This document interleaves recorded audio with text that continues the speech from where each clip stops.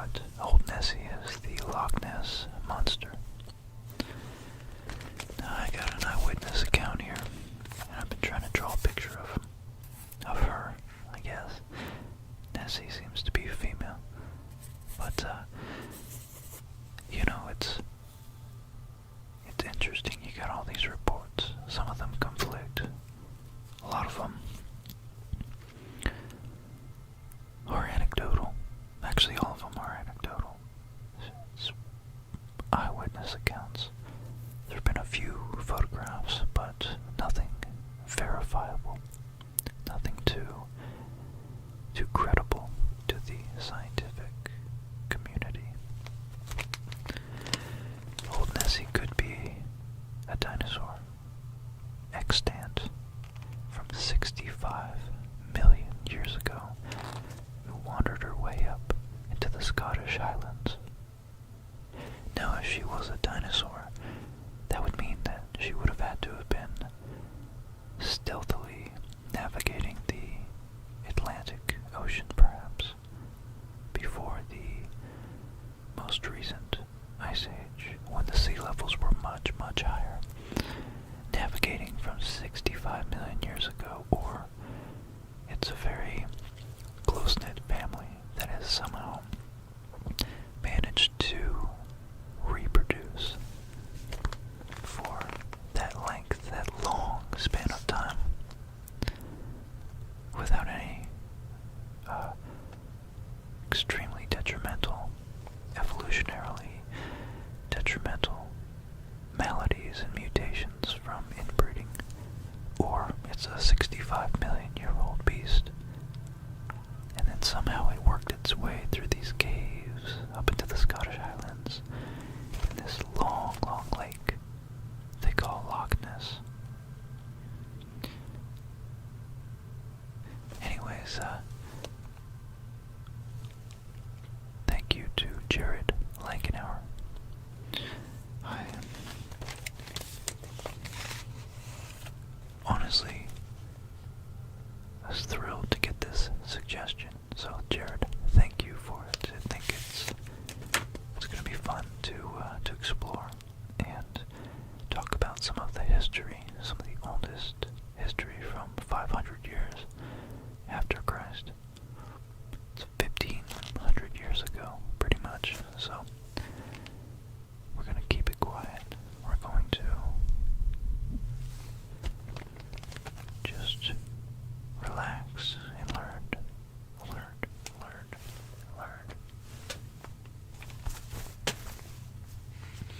We're going to find out.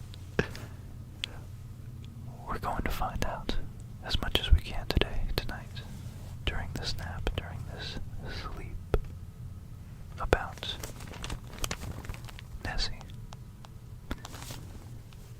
Let's do it.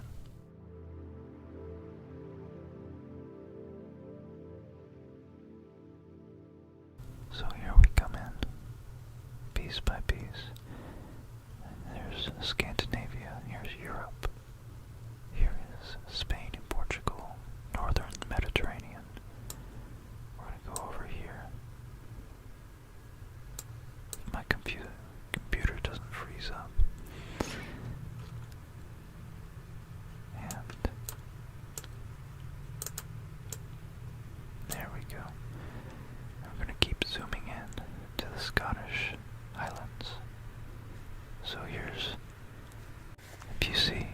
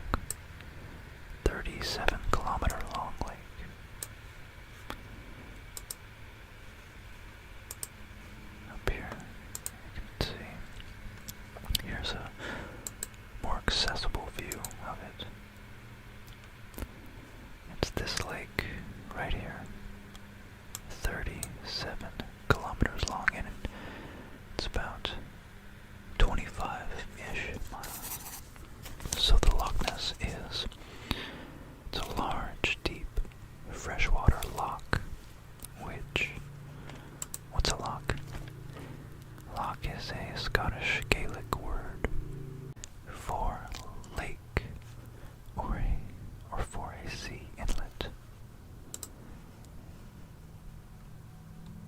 And the Loch Ness, the loch named Ness, is a large, deep, freshwater loch in the Scottish Highlands, extending from approximately about 23 miles, 37 kilometers southwest of Inverness that we just saw. Its surface is actually 15 meters, 16 meters, or 52 feet above the sea level. So, and of course it's best known for the alleged sightings of its cryptozoological Loch Ness Monster, Nessie. And just real quick, you can see a beautiful view right here with some storm clouds in the distance and some old ruins right there. Some old medieval ruins, I suppose. And it surrounded by sloping green, luscious green hills. Looks chilly, but pretty beautiful. So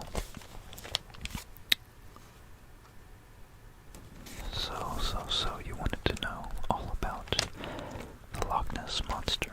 I think the best way to go about it is to understand some of the history of how it became what it is today, how we have arrived at its glorified status as the queen, the reigning, most popular, I would say, other than Bigfoot maybe, of all the cryptids being unverified zoological offshoots from well-known biological species. So the Loch Ness, they think it could be a reptile or it could be more of a mammal. They're not sure, but let's find out the most ancient history. And that is Saint Columba. So, Saint Columba was an interesting fellow. He's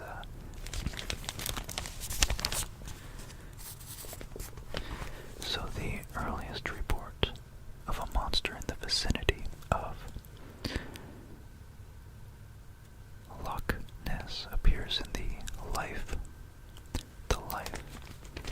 of Saint Columba.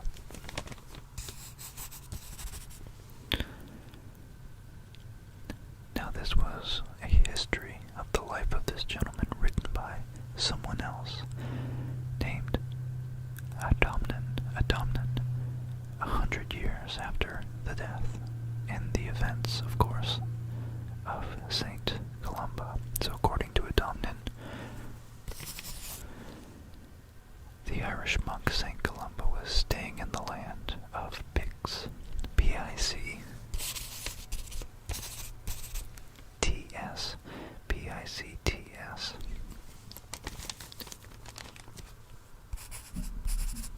and with his companions when he encountered local residents burying a gentleman who was dead. He was pulled out of the river Ness, or the Loch Ness,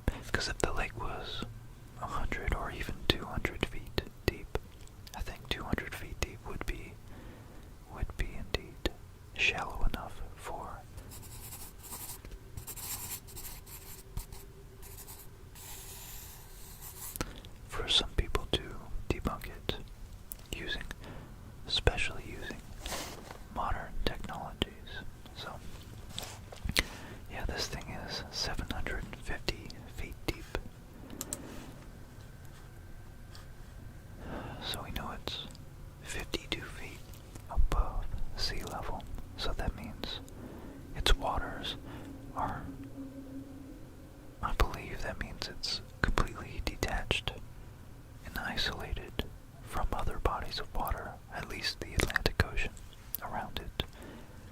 But it's huge. It's 25 miles long, 23. And sorry, you non-Americans and English folk, I just conceive numbers and measurements better in the imperial system, which is an extreme fault of mine. I recognize that. But, yeah, 755 feet deep at its deepest point. Of course, you know, it varies, of course, but that's 230 meters deep. So it's probably pitch black down there, and who knows, it's cold for a reptile. A reptile might be able to live. Who knows how long an animal can live for when its metabolism and its thermoregulatory system, I feel like it would function so much more efficiently at that depth and that lack of light and that temperature. It's so cold. That would be really interesting if, like, once every 100 years it popped up to the surface to eat. Who knows? But St. Columbia, around the year 565 AD, so that's, if we go up to 1965,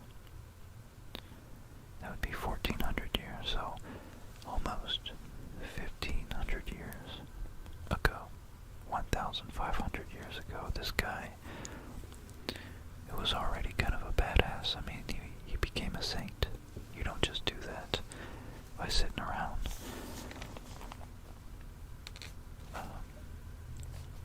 Doing things that might make you blind all day.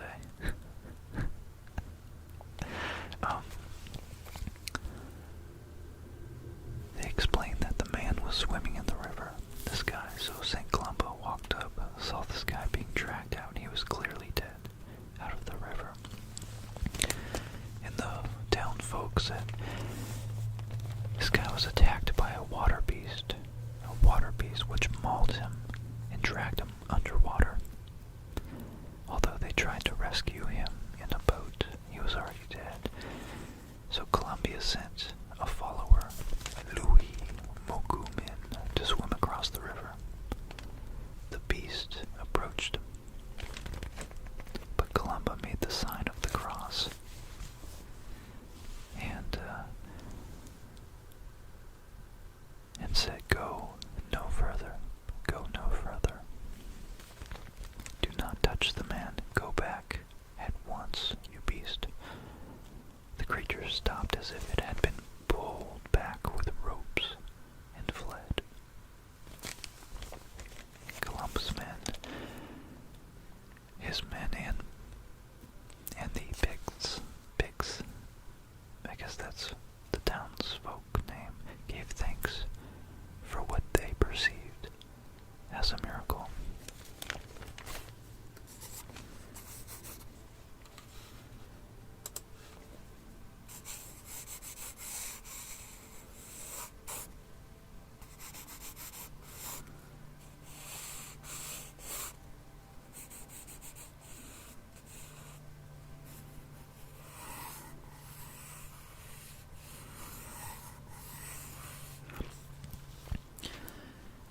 Just remembered playing Super Mario Brothers, or Super Mario 64.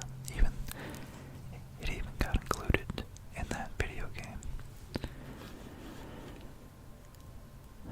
So,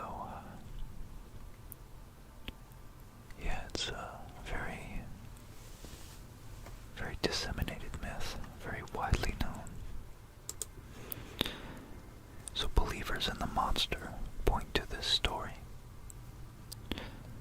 set in the River Ness rather than the loch itself. Okay, so this, I guess the river is maybe a tributary from a mountain stream or something. I don't know where that river must come from, but they point to this incident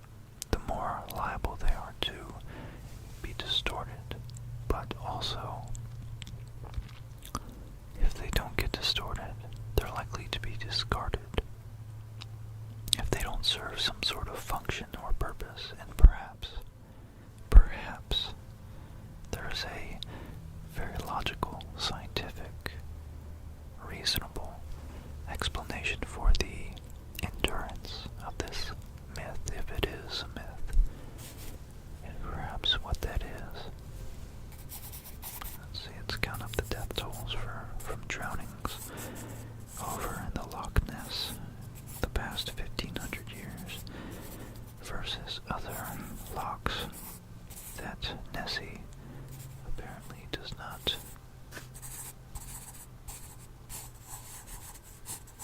swim in, inhabit.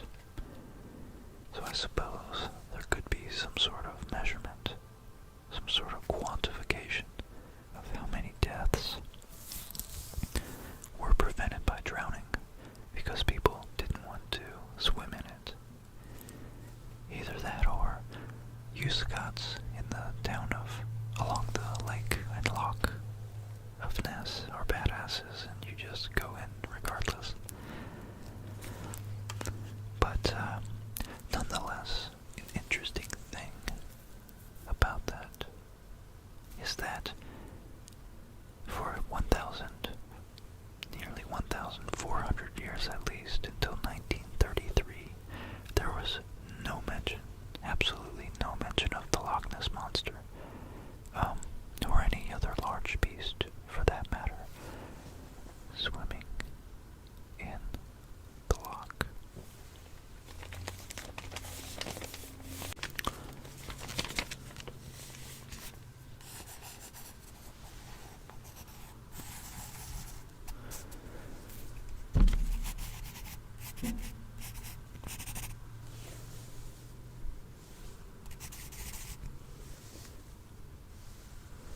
So I'm trying to tap into your brain to gauge how credible and credulous you are, or you think I am. How dubious of a claim you think this is.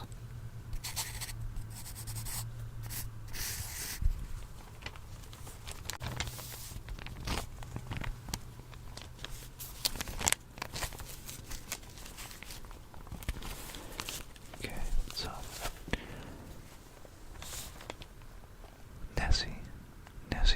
Nessie, as it is warmly come to be called, since 1933, was next sighted after the year 565, 1,300 years later, in 1933 by George Spicer. He witnessed an enormous, long-necked creature with a huge body and no limbs slither in front of his car before sliding into the loch. Weeks later, it was spotted again by a roving motorcyclist who described it as a plesiosaur. So that's a type of dinosaur. Plesio. Oh, plesiosaur, sorry. Glad I spelled it out. Plesiosaur. S-A-U-R. That A-U-R always threw me off. I like dinosaurs. Probably prevented me from becoming an archaeologist, anthropologist, geologist, paleontologist. That's it. That's the word. So I would have hated spelling out all those A-U-Rs, S-A-U-Rs. This plesiosaur is a four-finned marine creature, known only to exist in prehistoric times, and thus, after these two sightings on the road of a plesiosaur, the legend was reborn. So, okay, so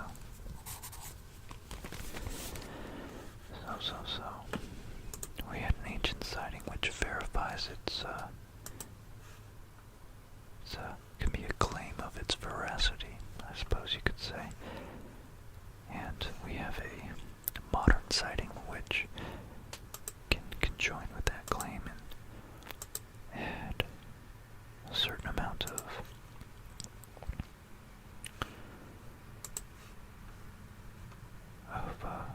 merit to the story.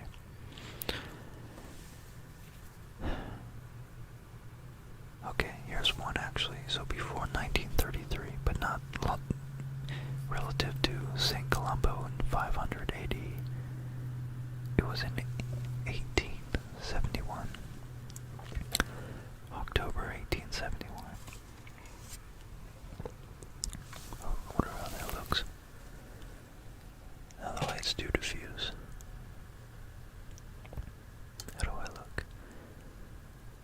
you guys are swimming in the loch.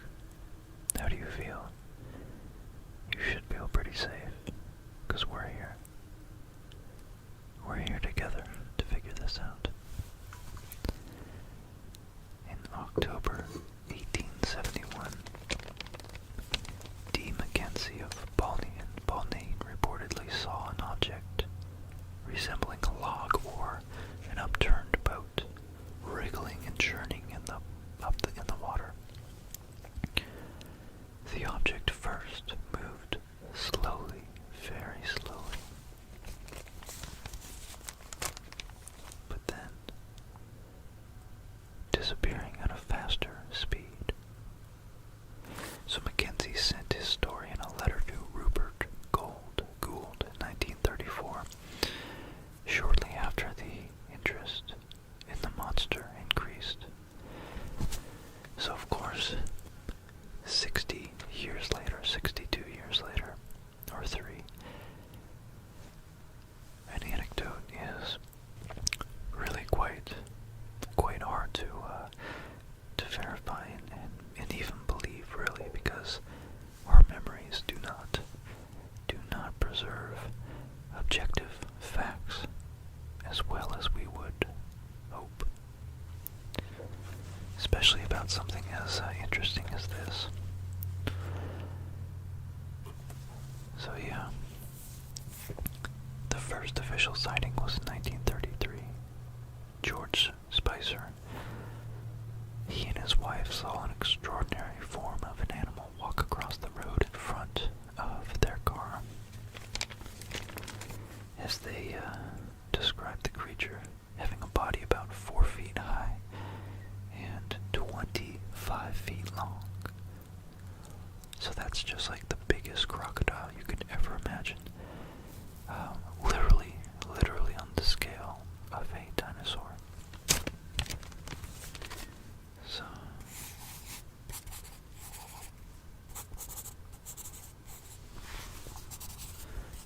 okay, and then we have Hugh Gray.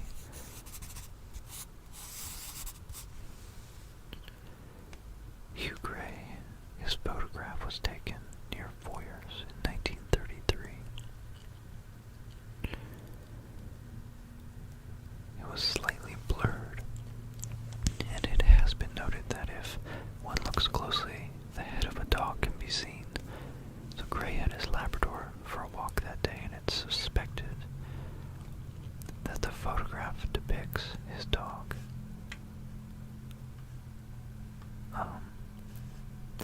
Fetching a stick from the loch. Others have suggested that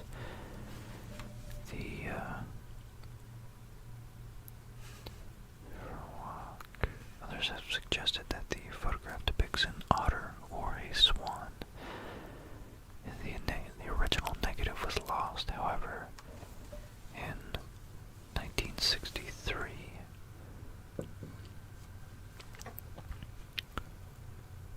Okay. So in 1963, this image, Maurice Burton came into possession of the 2 lantern slides, contact positives from the original negative. I don't know what that means. Photographer talk there. But it was revealed after further inspection that it was in fact simply an otter rolling. It was an otter rolling at the surface of a log in characteristic fashion. So, next, we had the motorcyclist claiming that he saw not too long in 1934, I believe. He saw, as well as George Spicer, something very similar to what George and his wife had seen. And, wow, Grant, on his motorcycle, was actually in 1934 a veterinary student, so his anecdote would have been at least quite credible, especially seeing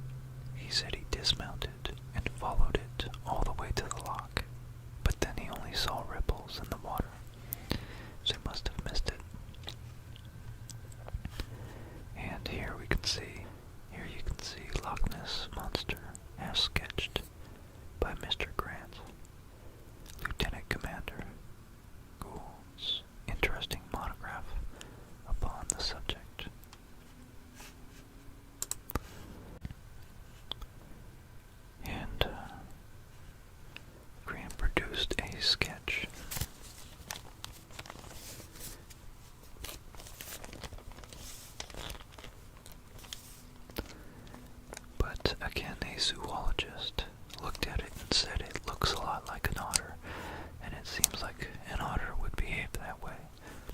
So, who knows, it suggested that this was indeed an observation of an otter, and just perhaps a little bit exaggerated over time between the poor lighting conditions and whatnot. Now in 1934, the surgeon's photograph is reportedly the first photo. This is the most famous photo that we all have here. That's the head and neck, supposedly taken by Robert Wilson, a London gynecologist.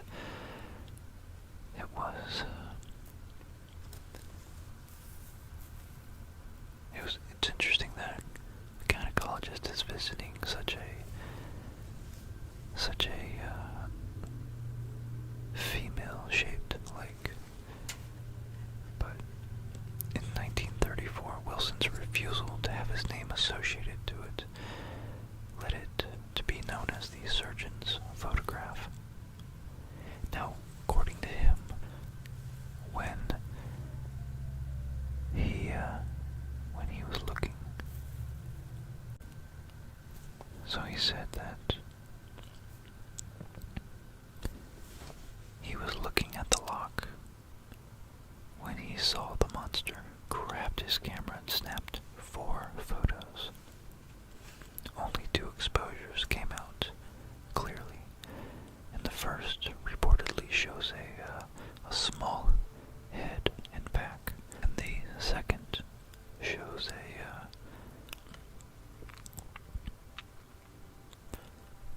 similar head in a diving position.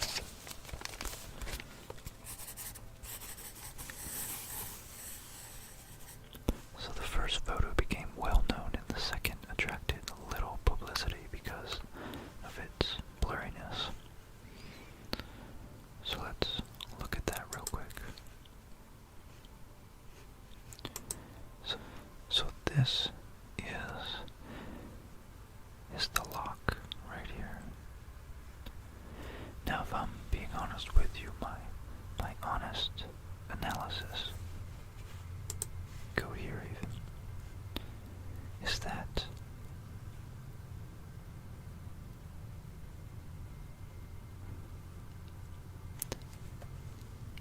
it seems very small in proportion to the ripples in the water next to it. And I've grown up in Florida, diving and going on the boat to the beach, doing a lot of swimming in the water, and even if it was a windy day, which, it could have been, I don't doubt that they have some big choppy waters sometimes when it's very windy. I still can't imagine that beast is 25 feet long. That to me looks more like something that, if it is in the shape of a plesiosaur, it's probably only more like 12 feet or 15 feet, maybe at the most. So, honestly, it looks so small. It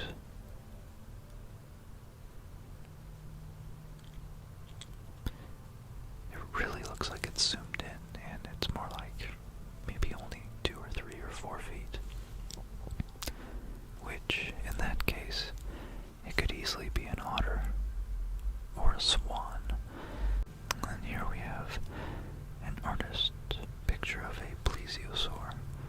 That's what a lot of people think Nessie really is.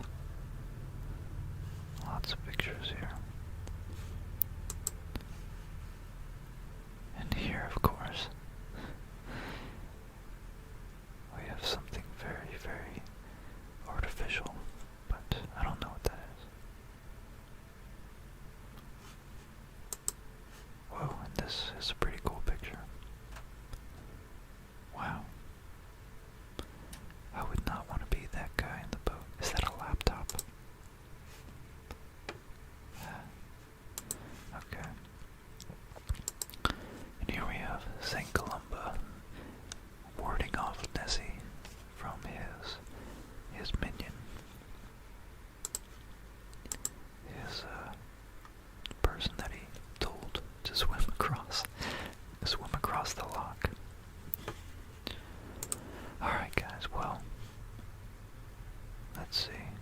Let's round this story out. So we've had all these old anecdotes from the 1930s, and a lot of them continued up through, until modern times. But just like UFOs, you can never be too sure. How much of it is simply a snowball effect, and how much of it is genuine belief,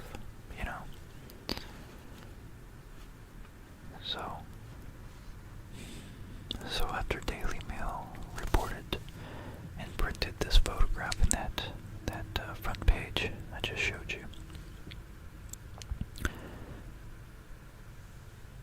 for decades, this haunting picture was considered the most reliable proof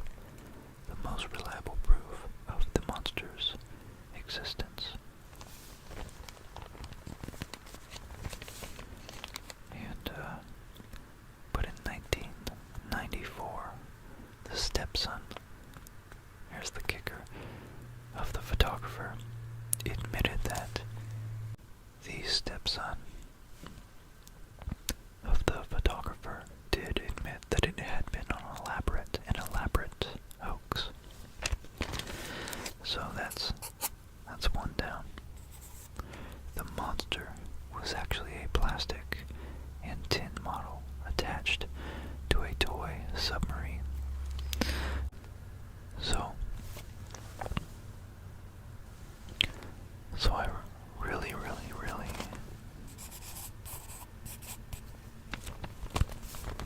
I wanted to give this story the benefit of the doubt. Carl Sagan always says that you must have extraordinary evidence if you're going to make an extraordinary claim. And I think there's a lot of merit to that statement, that fundamental axiom to kind of almost live by. So this monster had been a plastic and tin model attached to a toy submarine. The hoax had been plotted in revenge by Marmaduke Wetherill, who had been hired by the Daily Mail to find the monster, but then fired when he didn't. So the next major piece of evidence was in 1954. A sonar scan of Loch Ness by the Rival 3 fishing boat identified a large object at 480 feet below itself, below its sea level, below lake level. It appeared to be following the boat, although no solid data was recorded or recovered. So they were looking at a scan, and they thought that some people said it might be just an algae bloom or something, but there weren't really algae blooms that far beneath the surface. So now it's looking like it's not so unbelievable anymore, but let's find out further. It appeared to be following the boat, but so in 2011, a sonar scanner team now, so almost 60 years later after this first sonar, so the technology has improved, no doubt has improved. In 2011, a sonar scan team led by Marcus Atkinson found another mysterious object 75 feet below the water's surface. Now this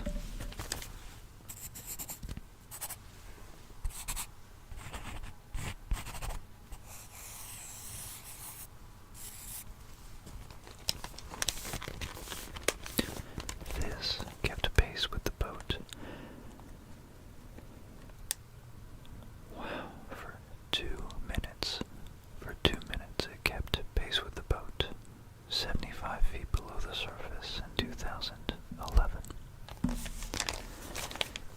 And this controversial image was initially dismissed by some as an algae bloom, so I stand corrected.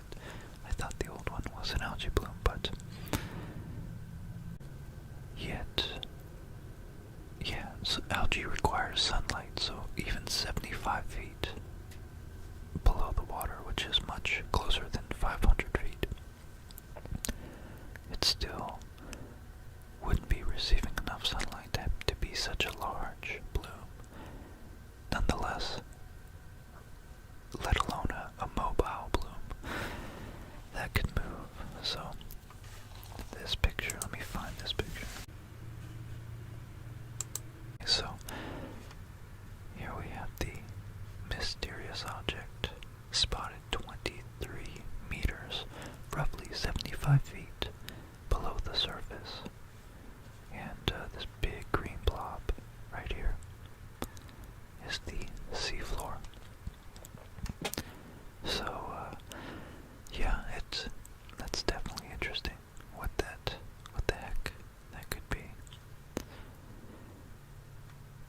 Wow.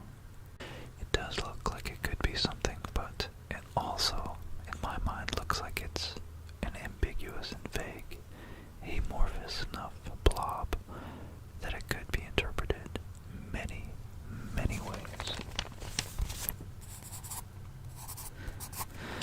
Okay, so in Loch Ness, it's very hard for sunlight to penetrate even slightly beneath the surface, but sonar scans became even more sophisticated in the 70s. In 1972, sonar operated by members of the Loch Ness Investigation Bureau, LNIB, the LNIB, captured a strange, large object disturbing shoals of fish.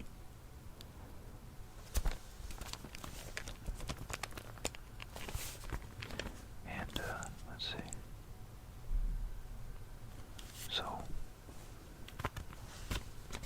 disturbing shoals of fish.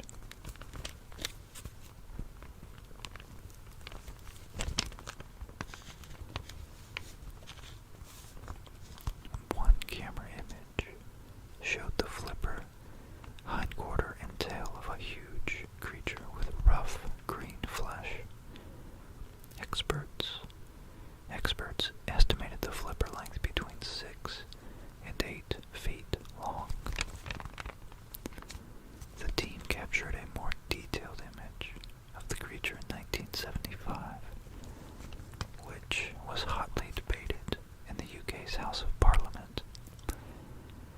Dr. George Zug, or Zug, Z-C-U-G, or Z-U-G, as you non-Americans would say it, a reptile curator at Washington's Smithsonian Institute, said, "I believe these data indicate the presence of large animals in Loch Ness,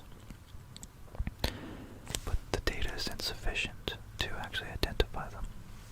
Okay, so here we apparently have the flipper. First image, this is from the 70s we just talked about here. And the second image on the right is taken 45 seconds later than the first image. And I believe it says this was actually published in MIT's Technology Review in 1976. And we can see, of course, those fins match perfectly with a drawing that someone has done out of their imagination. So, I'm sorry, Jared, I'm not being overly committed to the idea that this is real, but I am not discounting I guess I'm discrediting the fact that it might be a plesiosaur, but I certainly won't dismiss the possibility that it's some other large reptile or even mammal, maybe some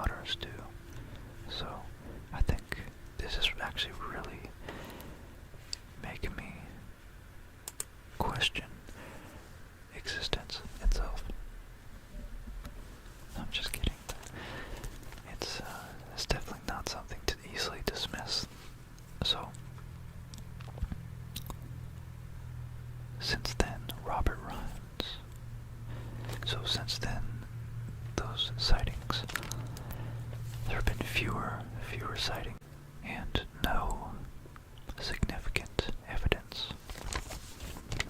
of the beast's existence. And Robert Rines suggests this is due to global warming. He's actually the former president of the Academy of Applied Sciences in Boston.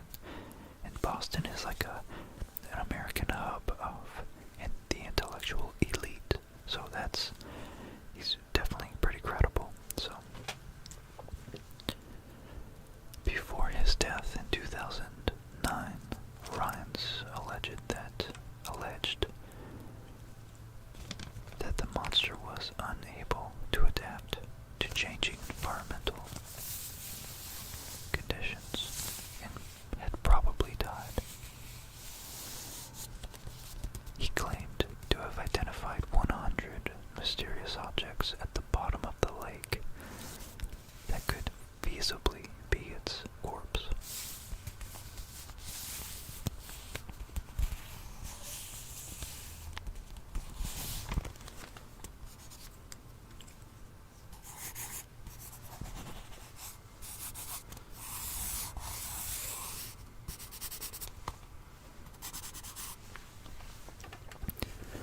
Wow, that's fascinating to see those BBC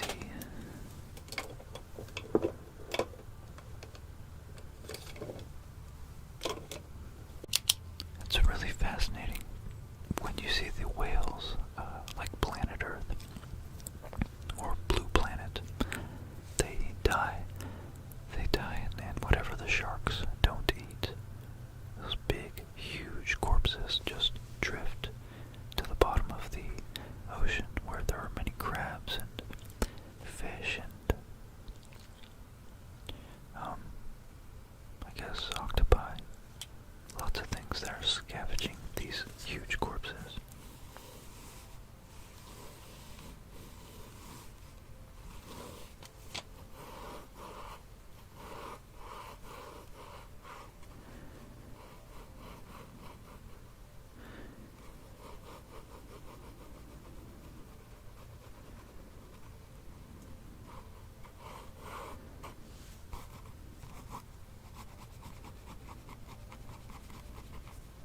Okay, I'm just trying to get this image just right here.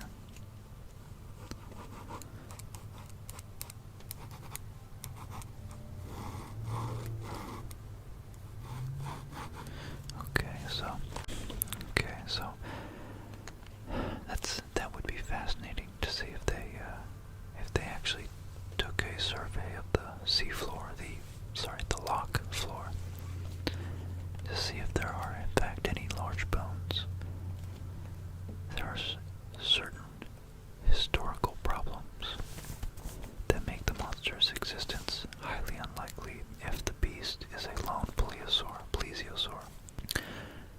So this is what I was getting to in the beginning. I just did that to pull you guys in. I wasn't going to mention it until 40 minutes later. I honestly didn't intend that. As I always never intend. Most of my videos I expect. I have such a poor understanding of what I can accomplish in a certain amount of time that I genuinely try to make most of my videos 20 to 30 minutes, and they end up being like an hour and a half, and I edit them down to like 45 minutes. So, yeah, this thing could have been 66. It would have had to live 66 million years longer than all the other dinosaurs.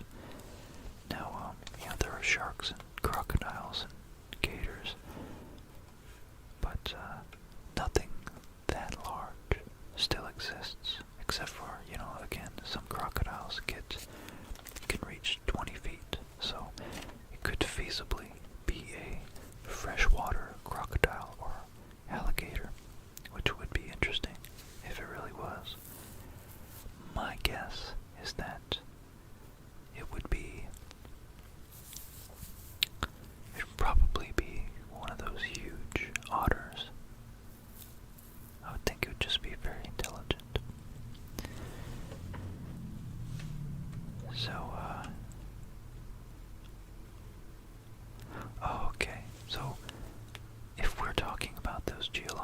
timescales. 65 million years ago, Loch Ness was covered in a layer of ice over 1 kilometer thick until just 20,000 years ago. So there's only one possible explanation for how a plesiosaur would get there.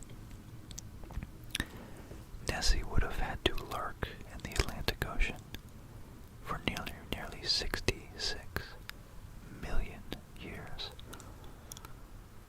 Of course, not Nessie herself, but her descendants. Then the monsters would have had to navigate through a tiny, treacherous, and extremely shallow corridor of waters to make it into the loch. And in 2003, the BBC actually tested this theory.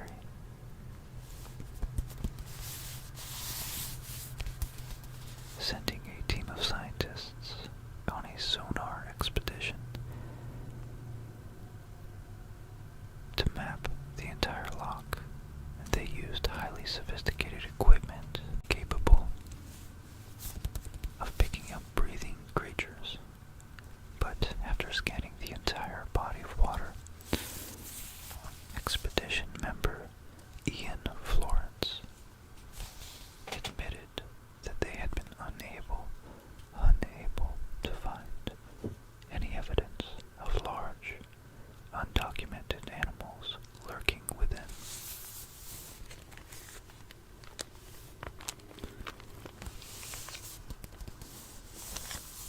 He suggested that the proliferation of sightings, how many sightings there just happen to be, again, a snowball effect caused by our social nature of and our highly adapted sensory input filtering structures in our brain to be able to see patterns that we're familiar with in vague representations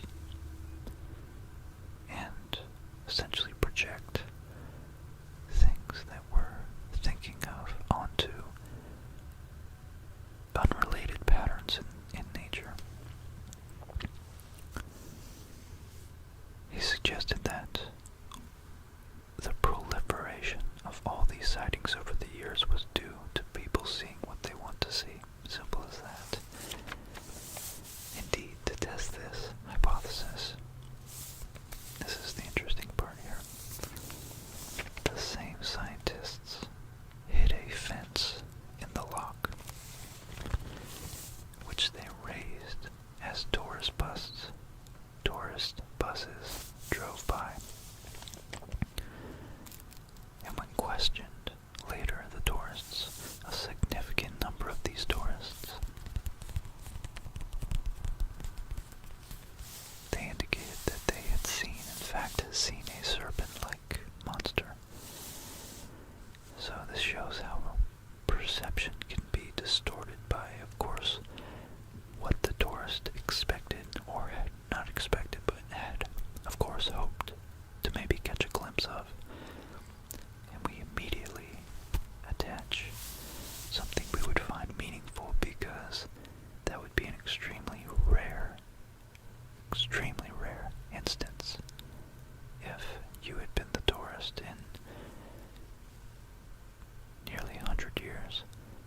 You had been that one tourist that would be able to have the luck and eyesight skill to catch the Loch Ness Monster.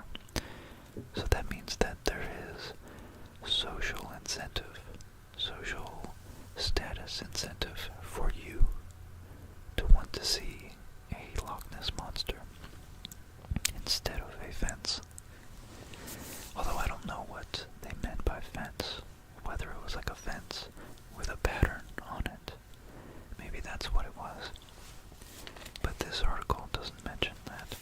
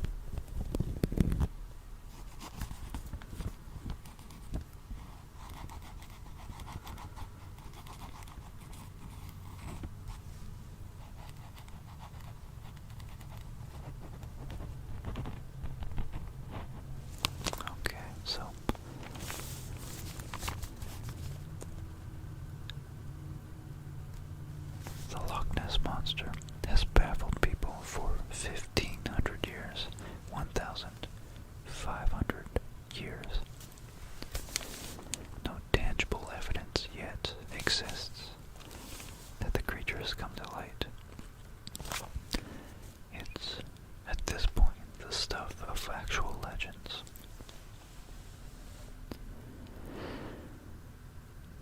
So, the hard part is you can't immediately discount this because there's many miracles that happen throughout history, and human beings could be thought of as miracles of nature ourselves. How we even made it through so many evolutionary bottlenecks, so many, earthquakes, natural disasters, tsunamis, floods, ice ages, longer climactic events, droughts, of course, let alone all the things that possibly could prey on us, lions and crocodiles and bears and, oh my, all these things. So we really are ourselves a miracle of existence. What's not to say that there's still a few remote places, such as 800 feet down in a huge freshwater reservoir with very cold temperatures, very cold preservative temperatures. There might be some beast, some mythical monster, some ancient prehistoric dinosaur, or evolutionarily parallel animal to a dinosaur, or maybe just a huge mammal, because we know huge, huge giant mammals like tree sloths existed that would have frightened us. And it might be a mammal because it would be interesting that St. Columbo's story indicates that the man who was mauled and dragged underwater, just that fact that the man wasn't killed, well, he was killed, he wasn't eaten, makes me lean towards, if it is true, it's probably a mammal, because reptiles would most likely eat any victim, unless they're already stuffed on other victims, who knows. So, yeah, anyways, maybe it really truly is only just a matter of time and evidence. So maybe it really is just